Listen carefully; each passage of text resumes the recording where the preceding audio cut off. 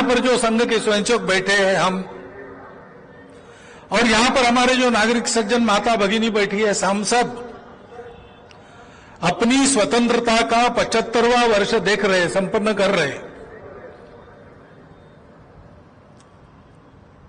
उस स्वतंत्रता में अपने वास्तविक स्व की अभिव्यक्ति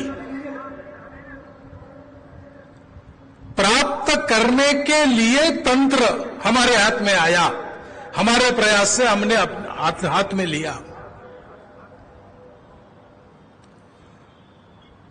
इस देश में विदेशी नहीं चाहिए, हमारे अपने हाथ में हमारा राज्य चाहिए। किस लिए चाहिए?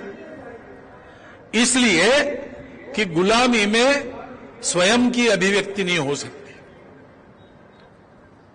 स्वतंत्रता में होती है। हम स्वतंत्र हुए, स्वतंत्र बनने के लिए स्वतंत्र हुए। वो हम कहानी सुनते, विक्रमादित्य का राज्याभिषेक, उसको एक ऐसा सिंहासन मिला जिस पर बैठने से छोटा बालक भी अच्छी तरह से न्याय कर सकता था, ऐसा कहानी में है। वो सिंहासन उज्जैनी में, राजधानी में उसने लाया। उस पर बैठूंगा तो सत्य और न्याय नीति का ख्याल रखते हुए अपने राज्य को चलाऊंगा, इसलिए उस पर आरोहण करना है, ऐसा उसने सोचा। सिंहासन तो मिल गया, लेकिन जब उस पर चढ़ने को गया तो सिंहासन की 32 पैड़ियां थी।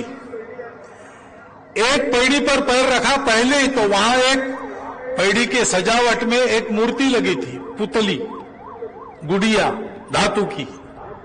वो बोल उठी कि राजा, तुम इस सिंहासन चढ़ने के लिए एक पैर रख रहे हो, लेकिन तुमको पता है क्या इस सिंहासन पर कैसे कैसे लोग बैठे, उनके कैसे गुण थे, उनका कैसा पराक्रम था? तो राजा पूछता है, बताओ।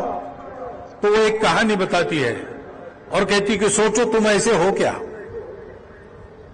राजा सोचता है दिन भर, और दूसरे दिन आता है कि हाँ मैं ऐसा हूं, दूसरी पैड़ी पर पैर रखता है, दूसरी पुतली बोल उठती है। ऐसे 32 कहानियां सुनकर उन 32 निकोषों पर मैं योग्य हूं ऐसा करते हुए फिर वो सिंहासन का आरोहण करता है। उसका नाम अपने देश के इतिहास में, दुनिया के इतिहास में अमर हो जाता है। 15 अगस्त 1947 को हमको स्वातंत्र्य मिला। डॉक्टर बाबा साहब के नेतृत्व में हमने अपना संविधान बनाया। उस संविधान का भारत की संसद में जब लोकार्पण हुआ